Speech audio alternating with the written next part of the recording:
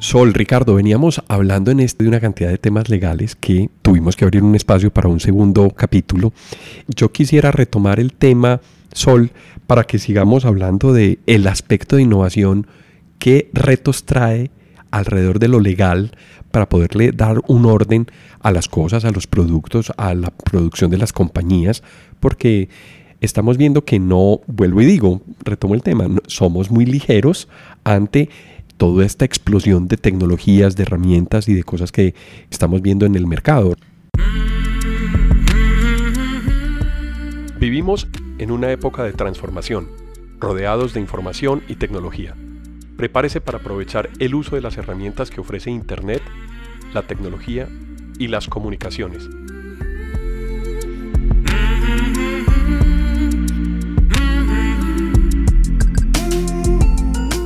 Conózcalas y aprenda cómo usarlas mejor.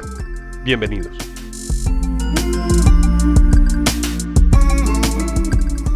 Sí, y como mencionamos en el primer episodio, posiblemente falta divulgación de las normas y también la concientización de los empresarios de que ya hay normas y que las tienen que seguir. Se preocupan mucho, como decías ahora, el nuevo Código de Comercio, que es muy viejo, pero ¿y a dónde están las normas de privacidad y en las normas del manejo de la información digital? Así es. Yo creo que hay un caso que podría como ilustrarnos un poquito y tocarnos en relación con la innovación y los recursos que nos estamos gastando en innovación. De acuerdo a los expertos, el que no innova, pues desaparece de este siglo y de esta economía global. Y no sé si recuerdan el caso de Cambridge Analytica sí, claro, con Facebook y este escándalo que trató miles y millones de datos bajo esa... Pero contémosle a las personas que de pronto no sepan del caso, démosles un poquito de contexto y tiene que ver con Facebook. Sí, tiene que ver justamente con Facebook. Sucede que Facebook, dentro de su política, hay unas permisiones, entre comillas, de aquello que hablábamos en nuestra pasada sesión. De los click next, de los ¿cierto? Click que nadie lee. Y en una de esas frases, de esas 25 páginas, lo que Facebook decía era que podía entregar sus datos o a sus datos podrían acceder desarrolladores sobre su misma plataforma. Obviamente para crear pues más negocios digitales. Especialmente en el mundo del mercadeo. O sea, es la materia prima de Facebook trabajar con la información de los datos personales de las personas. Por supuesto, Alejo, el negocio más importante del siglo pasado fue la compra de Facebook a WhatsApp y en esto no se compró tecnología dura, ni hardware, ni plataformas. Lo que compró Facebook fue nuestras conversaciones.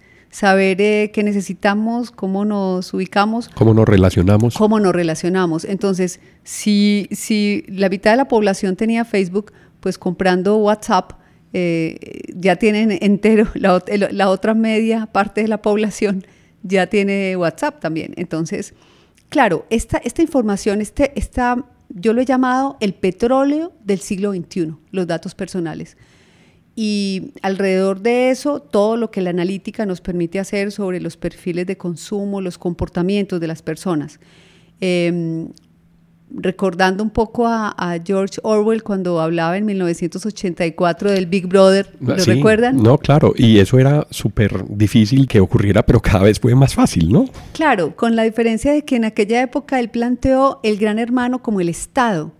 Y resulta que hoy, en este siglo, todos nos hemos convertido en el pequeño gran hermano del vecino, de nuestra propia familia, porque estamos hiperconectados y cada vez más exponemos pues, nuestra privacidad y nuestros datos.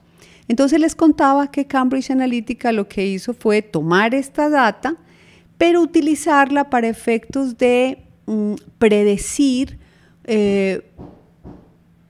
preferencias de voto, es decir, poder controlar, así como lo pueden hacer en temas de mercadeo, pues quiénes serían susceptibles de votar por uno u otro candidato dependiendo de nuestros temores, de nuestras creencias, de lo que pasa en un momento dado en el mundo. De nuestro comportamiento y del comportamiento de nosotros en esa red social. De lo que he dicho y escrito en las redes sociales, eso es lo peor. Correcto. La analítica de datos hoy nos permite tener en cuestión de segundos perfiles sobre esos temas, sobre los gustos, ya no solo comerciales. En este caso fue políticos, para poder, como les digo, predecir esa intención de voto. Y lo que Cambridge Analytica empezó a hacer y luego a entregar a algunos gobiernos y algunas empresas para poder conducir las campañas políticas de algunos candidatos, pues curiosamente una de las empresas que realizó una app en un celular para poder tener esa información a la mano fue un emprendimiento colombiano. La sorpresa que yo me llevé cuando leí esta noticia era que era una aplicación colombiana, se llamaba PG, y esta aplicación colombiana, que era una innovación, que era posiblemente una empresa, un emprendimiento con los recursos nuestros que le dedicamos a la innovación, pues el Ministerio de Telecomunicaciones ordenó inmediatamente bajarla de la web, clausurarla, porque se vio involucrada en todo el escándalo de Facebook. O sea, hicieron una inversión que la perdieron porque no tuvieron en cuenta normas legales. Es lo que yo llamo, y esto posiblemente va a sonar muy duro, pero Alejo, me gusta para el nombre de otra de nuestras sesiones, ¿cómo hacemos cadáveres? Productos de innovación cuando no se tienen en cuenta estos aspectos regulatorios globales. Es decir, innovamos en una cantidad de apps, innovamos en productos, plataformas digitales, los modelos de economía colaborativa al orden del día, pero nadie se ha preguntado esto cómo impacta el cumplimiento frente a ese consumidor final, frente a esa persona, ese ser humano al cual le va a llegar toda esa tecnología y que queremos que se involucre en nuestras plataformas. O sea que estamos sufriendo un efecto colateral de la innovación ahí. Lo que está pasando ahí es que no nos estamos dando cuenta o nos quedamos cortos en la visión que va a tener ese desarrollo, esa innovación, esa aplicación. Más bien lo segundo, Alejandro, no diría que es un efecto colateral de la innovación, es quizás un problema de que estamos innovando, pero no estamos haciendo el checklist juicioso de cómo deberíamos crear esos productos bajo nuestro prisma de forma viable y segura. Y sostenible, además para todos. No, y cumpliendo las normas, no solamente las legales, y aquí entra otro factor, el factor de la ética. Así es, Ricardo. Hay unos estudios muy interesantes que hoy se hacen en algunas universidades, especialmente en Francia, sobre lo que se denomina Ethic by Design, o la ética por diseño, por defecto dentro de los productos. Háblanos un poquito de esa ética, Sol. Tiene que ver un poco con lo que desde hace muchísimos años el derecho estudia en los temas de responsabilidad del fabricante. Entonces, les pongo este ejemplo, un caso de la vida real. Un fabricante de tecnología IoT, Internet de las Cosas, crea un dispositivo para introducirlo en los parlantes de los bebés. ¿Recuerdan cuando los bebés que les poníamos unos parlantes para escuchar de noche? Sí. Exactamente, los transmisores para monitorearlos. De monitoreo. Pues bien, este dispositivo, además de que nos permite monitorearlo, con la gracia que tiene el Internet de las Cosas y ese principio de inteligencia artificial, pues puede avisarle no solo a los papás, sino también al médico en cuestión de segundos si al bebé le está pasando algo, porque eso es lo que supone esa red de dispositivos conectados que permite hacernos pues más eficientes, salvar vidas, pero resulta que estos dispositivos fueron hackeados por un cibercriminal y comenzó a lanzarle frases terribles, muy vulgares a estos bebés. Y ellos empezaban a ponerse nerviosos y los papás se preguntaban qué era lo que pasaba con los niños que estaban llorando y se despertaban llorosos. Y era que este señor este hacker empezaba a ponerlos nerviosos, ¿cierto? A despertarlos y a ponerles una serie de... Perturbarlos, de alguna manera, sí. Perturbarlos a través del dispositivo. Claro, esto hizo que esta compañía tuviese que sacar por una sentencia de un juez en New Jersey, en Estados Unidos, pues todos los dispositivos de la calle y poder garantizar como fabricante que ese dispositivo no podía ser hackeado, especialmente porque iba a un público de menores de edad, nada más y nada menos.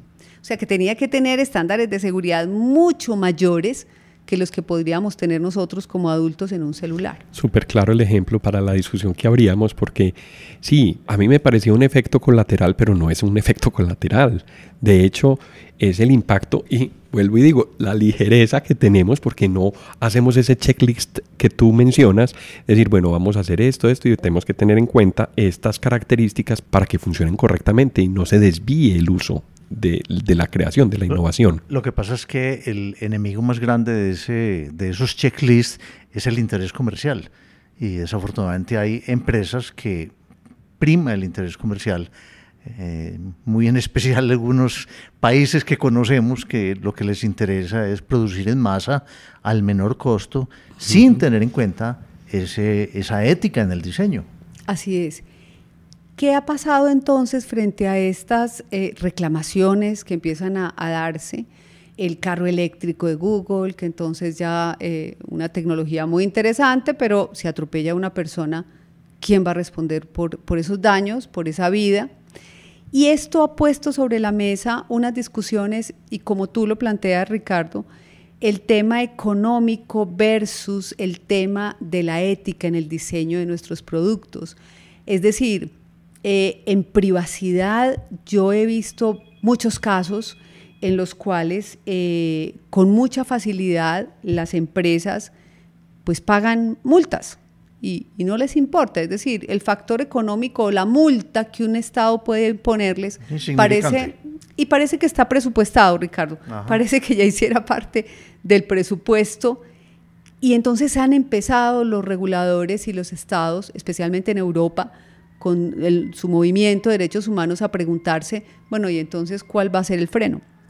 ¿Qué más vamos a pedir? Si el derecho no es suficiente porque ya las resoluciones pues se pagan tranquilamente multas por consumo y por mil cosas, entonces, ¿qué sigue?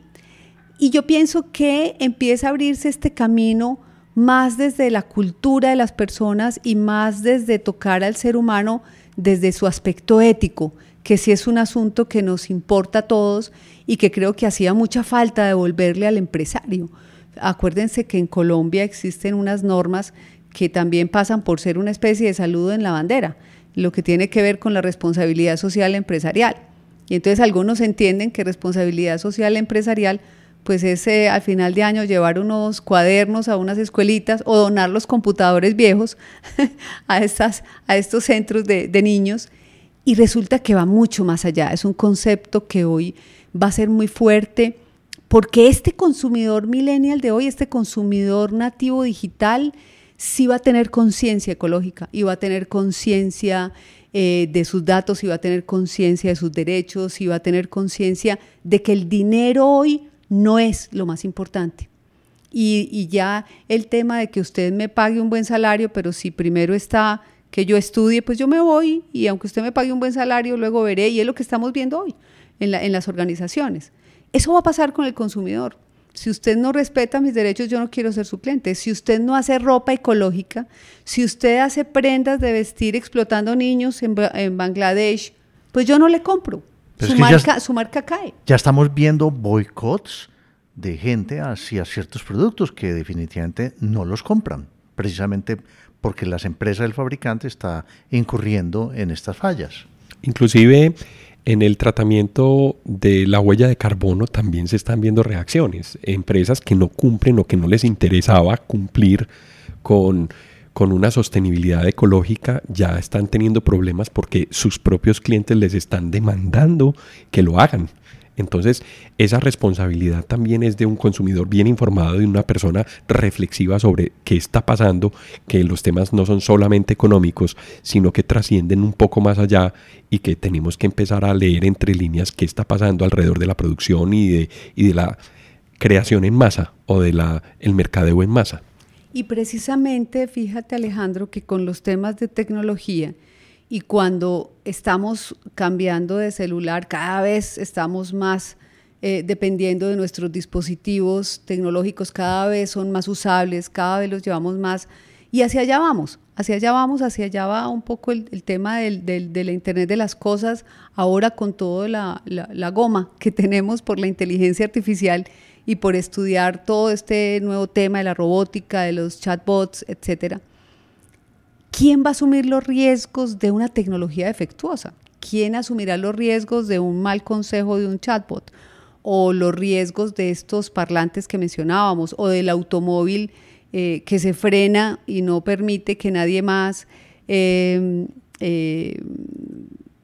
lo use hasta que, por ejemplo, no se pague la cuota del vehículo.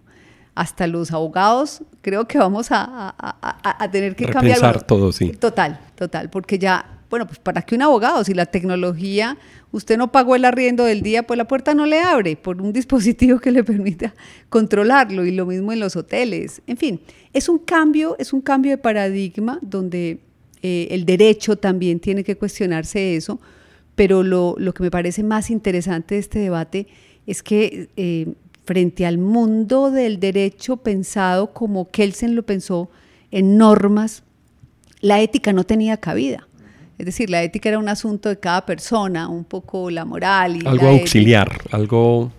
Y muy de cada quien. El derecho es lo que nos pone a conversar, ¿no? Ese pacto social es lo que nos pone a conversar, es lo que garantiza que la sociedad cumpla con unos estándares mínimos. Y cuánto me alegra volver a la ética, es decir, cuánto me alegra que hoy los temas de riesgos, los abogados lo estemos pensando a la luz de unos principios generales que estaban por allá rezagados porque hacían un poco parte de eso que se llamaba el derecho natural, y eso no le pertenece al mundo racional. Y entonces ahora el riesgo visto desde la perspectiva de la buena fe, ese principio de buena fe, de que usted ha actuado de buena fe o no. De la intención real. Esa es la reflexión sobre esa ética que dices. Sol, pero la gente sí está aceptando, todo el mundo está aceptando volver a tener como factor de análisis la ética, porque todavía hay gente que dice, ¿y quién define la ética? ¿Y qué es la ética? Todavía hay como una nube gris ahí. Yo tengo derecho a pensar como quiero pensar, por ejemplo.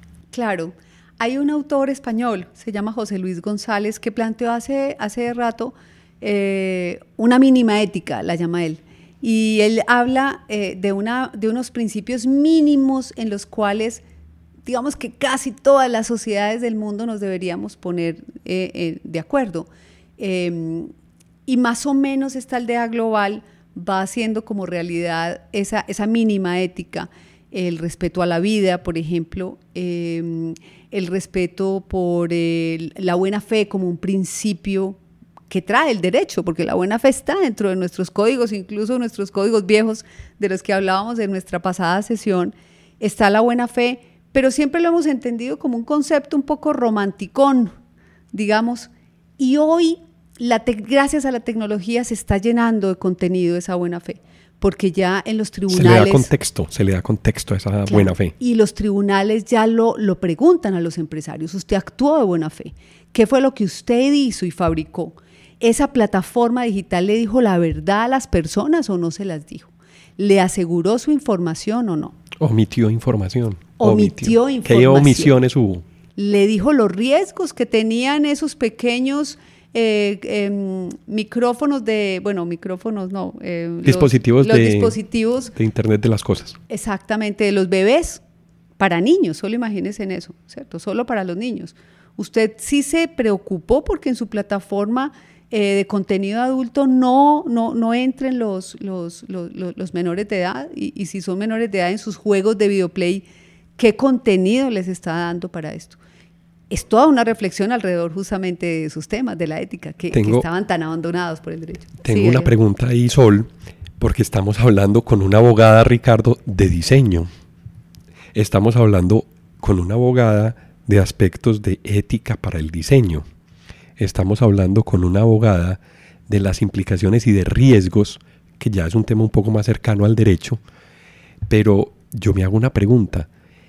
La comunidad de los abogados cómo está respondiendo frente a estos retos que tiene lo digital, que tiene la tecnología, que tiene la inteligencia artificial, que tiene el machine learning, que tienen esas preocupaciones de Oswald y de la robótica, de los principios de robótica. Es que ya eso empieza a ser un discurso de ética y tiene que ser un discurso legal. ¿Cómo están los abogados preparándose para eso? Esa pregunta está muy difícil, Alejandro.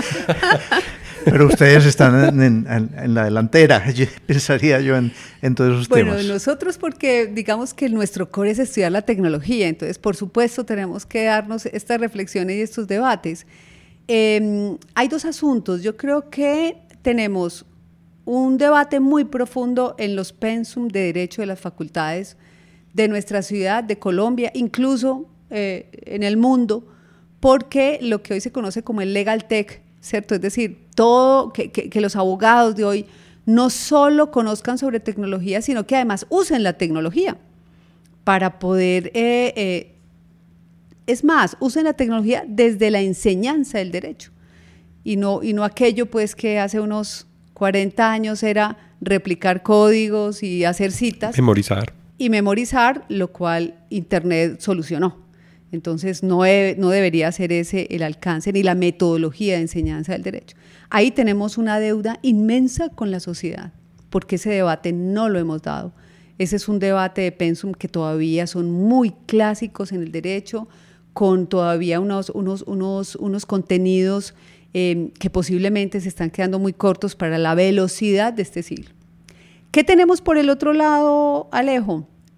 Una juventud, unos jóvenes abogados muy, digamos que con ese nativo digital, ese millennium, esas ganas de aprender, que salen afuera, que ya quieren formarse afuera y que tienen la tecnología ya en su ADN, porque es que nacieron con la tecnología. Entonces están haciendo estas preguntas y creo que ellos son los que van a lograr que también las facultades de Derecho les respondan como clientes a la realidad que necesitamos, ¿cierto? Pero si tú me lo preguntas hoy, pues es que todas esas compañías de que hemos hablado tienen asesores jurídicos y muy buenos, pero muy buenos en el core de lo que hacen, ¿cierto? Sobre el otro core con otro factor, y es que ese rango de productividad que hoy le está poniendo las empresas a las personas, yo veo colegas míos, abogados, desbordados de temas, uno solo, y entonces si se va un abogado del equipo, pues no lo reemplazamos porque eso es otro gasto, otro costo, términos económicos, Ricardo, como tú lo decías, y entonces es un solo abogado para atender 1000 clientes, 1000 temas, además de 1000 temas, el holding, porque entonces cada vez adquirimos más empresas No, y los juzgados están igual, ¿cierto? O sea, la parte también que tiene que encargarse de los temas, pues está igualmente con esas dificultades. Y con mayores dificultades. Entonces, fíjense que a los operadores jurídicos, abogados, jueces, desafortunadamente tenemos unos problemas que han permeado nuestra profesión, que hoy la verdad no la hacen la más atractiva, pero que tiene un papel fundamental en este siglo, justamente por todo lo que estamos hablando. Otro cambio de paradigma, como lo que propone el siglo XXI, un cambio de paradigma que tenemos que saber enfrentar y rápido. Claro. Porque el problema es que la tecnología la respuesta es ahora, o sea, los casos está ahora. O sea, el caso que le tocó al juez atender precisamente la revisión del caso que mencionas de Internet de las Cosas, tuvo que actuar y ya, con lo que tenía, ya. Así es. Y nuestros jueces también deben preocuparse. El Consejo Superior de la Judicatura, yo creo que está en mora de formar a los jueces en estos temas, porque no es fácil, casi que dependen de un perito informático para poder resolver un tema. En el caso más simple que poníamos ahora, el de los códigos de software, si yo quisiera ver un plagio, por ejemplo, una copia de un código a otro, no saben los jueces cómo se hace la comparación. ¿Cómo puedo saber si es copia o no? Dependen de un perito informático, y si el perito informático es bueno y hace un buen trabajo, pues vamos a tener una buena sentencia. Si no lo encuentra, hay procesos parados 2, 3, 4 años esperando a ver cómo se resuelve el tema. Sol. Perdón, Alejo, no vamos más lejos. Hemos hablado mucho del tema de las auditorías de software. Desafortunadamente, por la falta de conocimiento, hay juzgados en Colombia que no aceptan ese tipo de trabajo, de manejar una auditoría, porque no saben. Sí, se quedan cortos. Se No quedan tienen cortos, entonces, herramientas, no tienen instrumentos exacto, para hacer. Y su desafortunadamente también están contratando unos peritos que no conocen sobre el tema. Y nadie los está validando, nadie está poniendo un estándar para ser perito, para hacer una auditoría. Y es porque tienen un total desconocimiento de las normas que tienen que ver con todo esto de tecnología y de derechos de autor. Sol, yo tenía una pregunta en el tintero desde el episodio anterior. Cuéntame, Alejo. Tú mencionabas en el episodio anterior que tenemos una policía judicial muy bien preparada sobre cibercrimen. Nos lo comentaste alrededor de la comunidad. Pero ¿por qué es la posición? O sea, ¿qué nos ha hecho llegar a ese lugar? Bueno, Alejo, no te doy un poco mi opinión porque no sabría exactamente digamos, por qué. Yo tengo una intuición y es que Colombia en muchos aspectos a veces es pionera porque trabajamos un poco con los asuntos más complejos que tenemos. Es decir, el conflicto armado colombiano, por ejemplo, es un conflicto de cara a la policía y a nuestras complejo. autoridades muy complejo. Y esto ha hecho que nuestras autoridades también tengan que especializarse en esa complejidad, que no le pasa a muchos países del mundo. Claro. ¿Cierto? Un poco comparando el chiste que ve uno, que en Suecia la noticia es que se le perdió el gato a la vecina. Uh-huh. Y aquí pues abrimos la página del periódico y son asuntos demasiado importantes. Y no hay gatos. Y no hay gatos. Entonces, un poco mi intuición es que la vida misma, ¿cierto? Y la complejidad del crimen colombiano, no sé si llamarlo delincuente colombiano, pero hay tantas aristas en esto, pues que les ha obligado a que se especialicen. Y yo creo que la policía ha puesto ha hecho una apuesta muy interesante, mandando a formar su gente. Buena parte de ellos se forman en Estonia y tienen unos altísimos estándares. Yo he tenido en mis cursos de maestría sobre Derecho Informático en la Universidad Externado de Colombia, personal de la policía cibercrimen, uh-huh, formándose en Derecho. Entonces, eso lo que significa es que hay una apuesta muy interesante porque se formen, porque aprendan. Y eso ha hecho que Perú, Ecuador, otros países en Sudamérica nos dan como referencia. Claro, y nos busquen y miren cómo estamos haciendo esto. Tienen unos resultados impresionantes cuando uno los escucha sobre sus estadísticas en pornografía infantil, por ejemplo, en la cantidad de bandas que son capaces de desarticular, en el seguimiento que le hacen a este tipo de delincuentes, la capacitación que hoy están tratando de hacer. Lo que pasa es que, como todo en Colombia, siempre es corto para la cantidad de necesidades que tenemos, pero la formación que necesitan hoy las empresas y la atención que necesitan para atender incidentes de seguridad, lo que hablábamos ahora, Ricardo, de atender estas incidencias, cuando hay un hackeo a una organización, cuando se necesitan hacer esas investigaciones forenses, informáticas, que necesitan tanta especialidad. Y de hecho ellos tienen un CAI virtual móvil, ¿cierto? Al que se puede acceder en la página de ellos y dan unas orientaciones muy interesantes. Entonces, creo que eso, y no solo en la policía, creo que a Colombia le pasa un poco en eso, que terminamos especializándonos en una cantidad de cosas, en conflicto y en temas por lo complejo que es nuestro país, nuestra sociedad.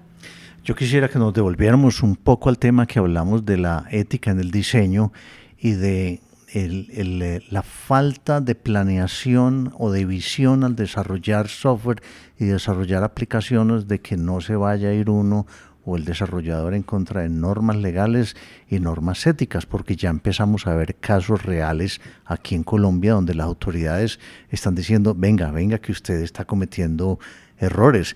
Es precisamente porque podemos estar un poco atrasados, pero de todas maneras en Latinoamérica somos líderes en normatividad, y también porque las entidades reguladoras están más preparadas y están actuando más sobre casos que en el pasado nunca se enteraba uno que tuvieran o hicieran una acción de ese estilo. Ahora hablábamos sobre un ejemplo y quiero que lo tratemos, Sol.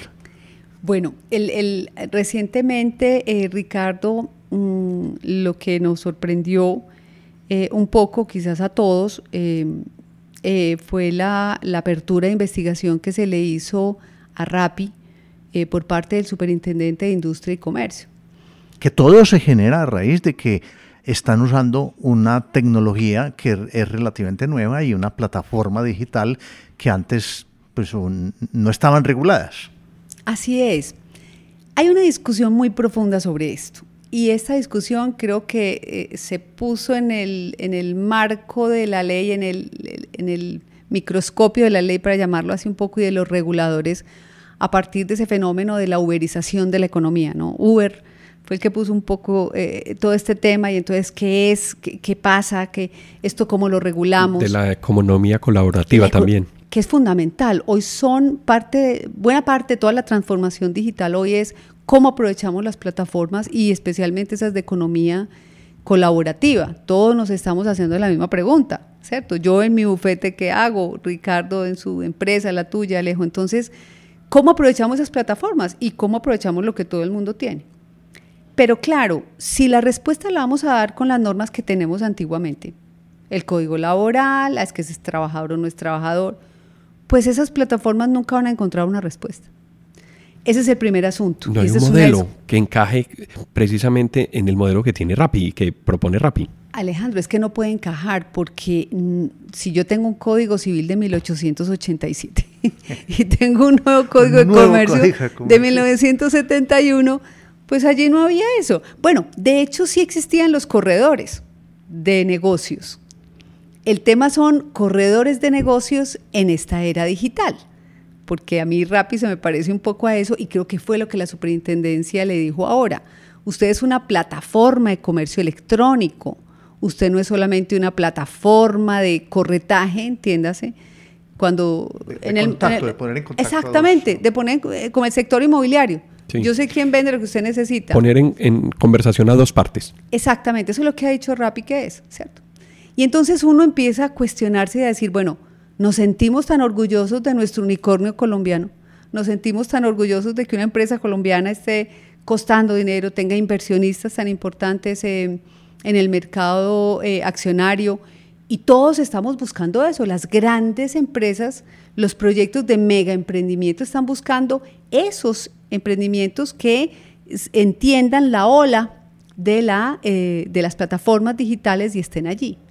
Pero volvemos al tema que nos ha ocupado en estos episodios y el tema regulatorio. ¿Acaso Rappi pensó cómo hacía su modelo de negocio viable y seguro de cara a las regulaciones normativas? Porque al parecer lo primero que se le ocurrió fue decir, no, es que en estas condiciones y términos, si usted lo acepta, señor que baja la aplicación Rappi, pues usted es el, entre comillas, empleador del que lo hace. Y luego ellos dijeron, no, esto no es así, y cambiaron sus términos y condiciones, y hoy la superintendencia ya les está diciendo, no, un momento, como usted no lo pensó al principio, pues entonces yo como regulador voy a tener que interpretar que es su negocio, y su negocio es una plataforma de comercio electrónico. ¿Y eso qué significa, Ricardo y Alejo? Que tiene que cumplir con todas las normas del Estatuto del Consumidor, eso es lo que le está diciendo. Y entonces uno orgulloso de su unicornio y de su empresa colombiana innovadora como Rappi, ¿cuántas se están gestando en este momento?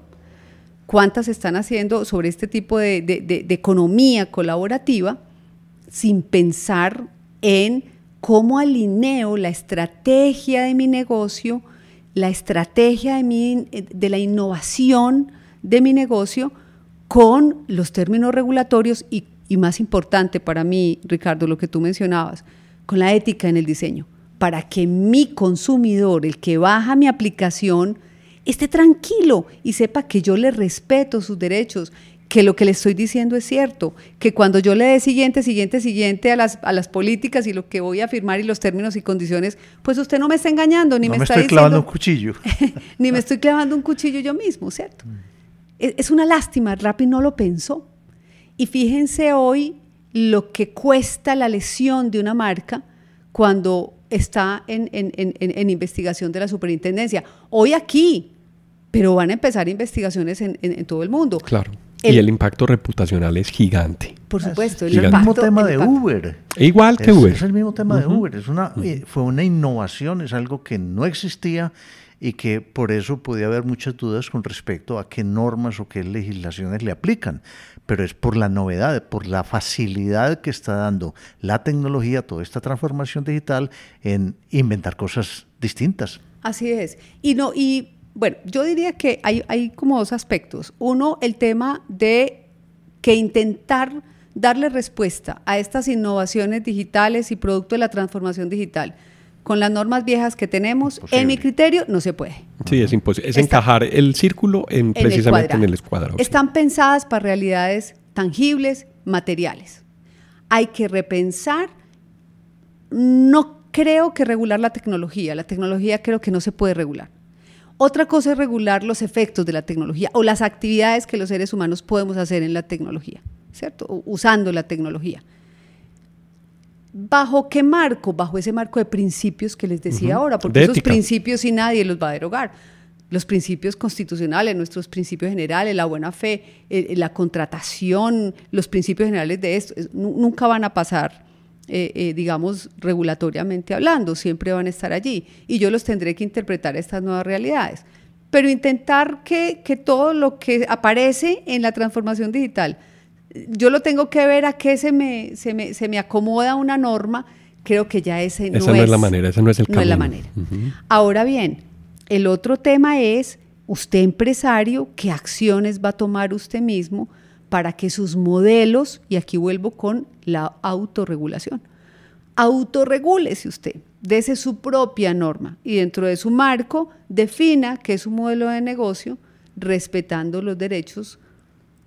En este caso, lo que le está diciendo a Rappi la superintendencia es, oiga, los derechos del consumidor, ni más ni menos, nada de Rappi créditos, le tiene que devolver la plata, como cualquier consumidor que consume en Amazon o en cualquier plataforma de comercio electrónico de las que conocemos tradicionalmente. Esto va a dar un vuelco, porque esto va a suponer para Rappi unas modificaciones que qué bueno que se hubieran hecho al principio, cuando la idea surgió, cuando se estaba gestando esa innovación, cuando se estaba gestando ese producto, ese proyecto.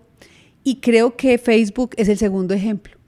Es el segundo ejemplo. Mark Zuckerberg dijo por allá hace como 10 o 15 años que la privacidad había muerto. Y hoy está investigado en muchísimos países, incluyendo Colombia, porque nuestra superintendencia también ya le abrió una investigación y tiene unas órdenes muy importantes sobre seguridad de la información en todo el mundo. Lo curioso es que su propia autoridad norteamericana fue la que le acaba de poner esa multa inmensa, la lesión a su marca, y aunque es un gigante de Internet, mucha gente me dice, ay Sol, pero ¿cuándo se va a acabar? Cualquier multa que le pongan es una cosquillita al bolsillo.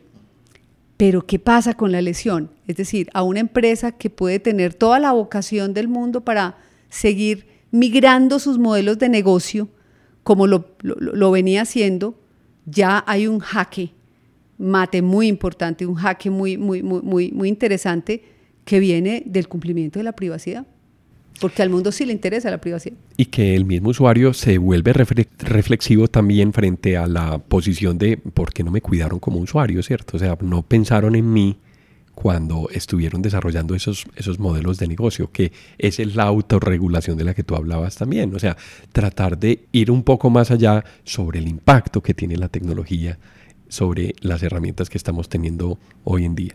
Para mí eso es volver a la ética, volver a pensar en la ética, no solamente que lo piense el consumidor, sino que también las autoridades regulatorias están pensando en la ética, porque no pueden basarse en esos códigos del siglo pasado o antepasado. Y aquí me surge otra pregunta. Tú hablas de autorregulación. ¿Qué tan viable es eso? ¿Basado en qué las empresas van a hacer autorregulación? Porque entonces vuelvo y pienso que eso es considerar una ética. Sí, fíjate, Ricardo, que es posible, y para mí es una de las salidas regulatorias de este siglo. Para mí es un impositivo de este siglo. Por lo que les decía ahora, regular cada tecnología, pues imagínense, hoy ya empezamos a estudiar, por lo menos yo ando investigando sobre blockchain, ya llevo 2 años mirando Toda esa, porque esa promete ser una tecnología maravillosa para la anticorrupción y eso... No, tenemos que hablar de blockchain Tema aquí. para otro podcast. Y eso nos anima mucho en Colombia, ¿no? Anticorrupción, blockchain, por favor. Fíjate qué tal que cada tecnología y cada contrato que quisiéramos hacer, dependiendo de la tecnología, lo reguláramos. Es imposible. Entonces, hay un principio de esos generales de derecho, Ricardo, sobre todo en el derecho privado, que dice, usted puede hacer todo lo que la ley no le prohíba hacer. Y en derecho privado significa que hay unas normas más pocas, es contrario al derecho público, donde el empleado público solo puede hacer lo que lo deja la ley. En el derecho privado podemos hacer todo, pero cuídese de que alguna ley, pocas leyes hay, que no te dejen hacer algo. ¿Eso qué significa? Que yo puedo darme mis normas, que yo puedo arreglarme, que yo puedo hacer mis contratos, que no están en esas normas, yo ya no voy a mis códigos viejos, pero sí, ¿cierto? Elijo mi alcance, elijo una frontera, elijo un perímetro donde yo pueda trabajar. ¿Y qué vas a decir sobre eso?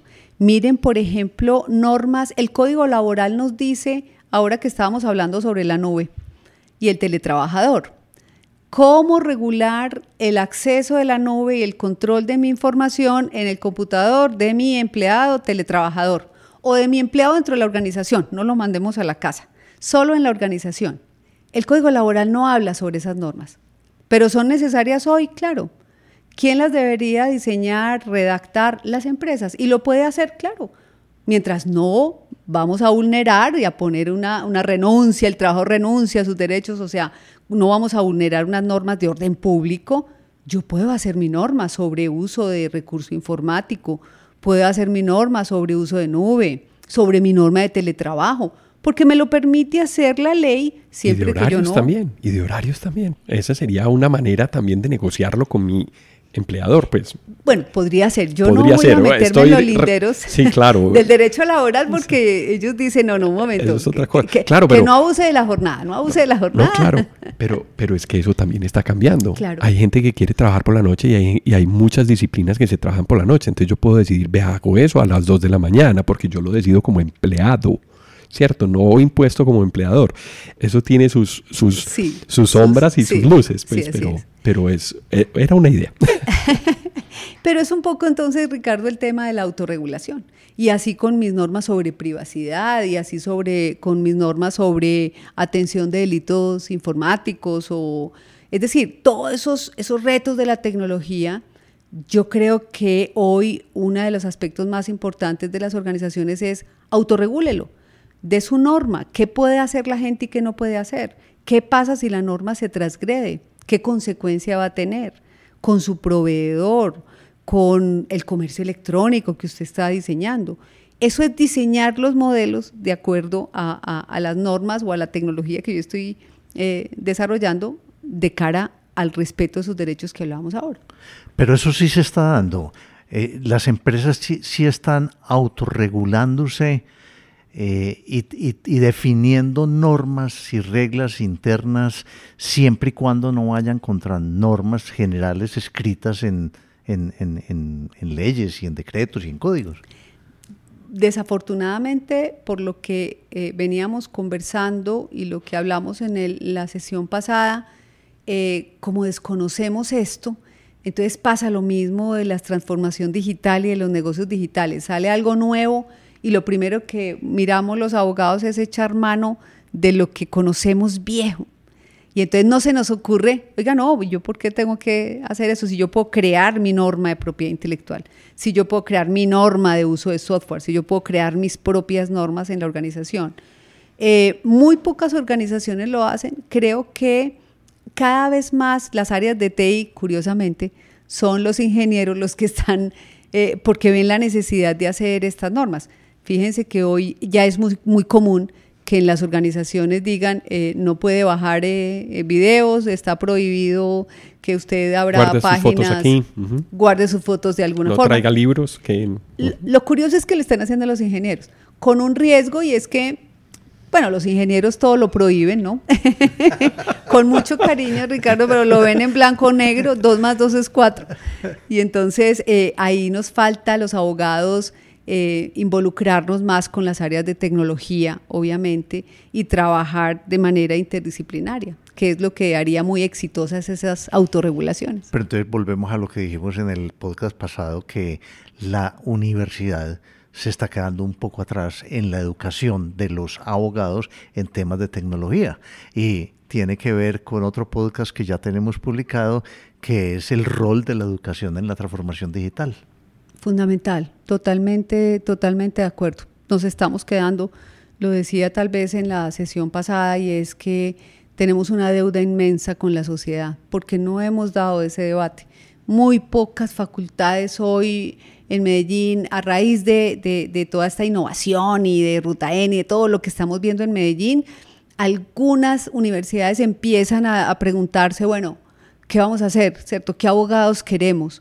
Pero no son la mayoría, ni es un movimiento unificado a nivel país, ¿cierto? Colciencias siguen midiendo grupos, las ciencias sociales somos un poco relegadas, escribimos es carreta, ¿cierto? Son como difíciles los números sobre esas disciplinas. Sí. Entonces, en las universidades pensar sobre todo esto y sobre todo en las facultades de Derecho es complicado, porque además solo la investigación, ya incluir investigación a veces es muy difícil en las facultades de Derecho. Y otro problema muy grande es que muchas veces las facultades o las universidades quieren hacer cambios y es la lentitud para la autorización en los programas, en los pensum, generada en nuestro propio Ministerio de Educación. Así es. Dos velocidades totalmente distintas, diferentes. Empresa, universidad y Estado. 3 velocidades más bien, sí. Sol, para concluir esta conversación que ha sido supremamente interesante, yo creo que sobre la ética y la autorregulación se deja ver la buena fe también. Entonces, detrás de la autorregulación uno podría sustentar una buena fe. ¿No crees eso? Digamos que la buena fe es un principio, Alejo, general, permea absolutamente todo. Obviamente, y como tú lo estás planteando, cuando yo como un juez, por ejemplo, analizo estos aspectos, unas empresas que llegan con unos problemas, unas denuncias, cuando yo puedo ver autorregulación, cuando yo puedo ver normas que además están pensadas de buena fe, lo que significa incluir la ética y la regulación dentro del diseño de mi producto, pues sin duda alguna hay un impacto importante y un juez con seguridad valorará ese aspecto al momento de decidir un conflicto, ¿cierto? Porque es lo contrario de lo que estamos viendo. Cuando usted está tratando de regular, pero las condiciones suyas son mentirosas o las condiciones suyas son échele el problema al otro, engañoso, usted no es el tranquilo, usted no es el patrono, no es el empleador, es otro, es el que llama. Hay ventaja, se ve. Sí, se ve ¿cierto? Como ese modelo pensado no para quedarse y para ser ético, ¿cierto? Hablando de manera así, no para ser ético, sino para pues ganar plata y que tenga el menor posible reclamaciones. Lo que pasa es que en ese pensamiento, cuando una compañía de estas empieza a tener una marca que ya tiene un valor nada despreciable, pues la reputación de la marca con un consumidor, que lo hablábamos en la sesión pasada, mucho más informado y que además tiene redes sociales, se puede ver lesionada en cualquier momento. Sí, pero entonces se preocupan es por esa lesión, porque ya hay un interés económico. Desafortunadamente, lo debían haber hecho antes. Ese es el mensaje. Sí, actuar antes, ser tempranos en plantear estas situaciones. Precavidos. Así es. Sol, Ricardo, qué conversación tan agradable. Muchas gracias por, Sol, estar aquí en Transformación Digital. Muchas gracias Ricardo, a ustedes. Gracias también por acompañarnos en Transformación Digital. Ojalá tengamos otro espacio para hablar de muchas otras cosas que se nos quedan en el tintero. Maravilloso. No, pues eso iba a decir, que Alejo aquí, ustedes no lo pueden ver, pero aquí frente tiene una hojita donde ha apuntado posibles temas para nuevas conversaciones con Sol y se le acabó el papel. Así es. Estaré encantada, muchas gracias. Bueno, a ustedes que nos escuchan, muchas gracias. Nos escuchamos en otro espacio de Transformación Digital. Hasta pronto. A quienes nos escuchan y nos acompañaron a lo largo de este episodio, muchas gracias por estar en Transformación Digital. Recuerden que pueden escribirnos por correo electrónico a la dirección alejandropelaezr@gmail.com. También pueden visitar nuestra plataforma ingresando a la dirección https://apelaes.podbean.com. En la aplicación de Podbean pueden dar clic a me gusta y dejar sus comentarios. Este podcast está disponible en las plataformas de Apple Podcast, Spotify, Google Podcast, Deezer, iVoox, Stitcher, además de la aplicación de Podbean. También cuéntenos qué temas quisieran escuchar en futuros episodios. Si les gustó el tema y si quieren apoyarnos en Transformación Digital, por favor compartan este episodio con sus amigos y con las personas a quien les puede interesar estos temas. Esto fue Transformación Digital. Hasta pronto.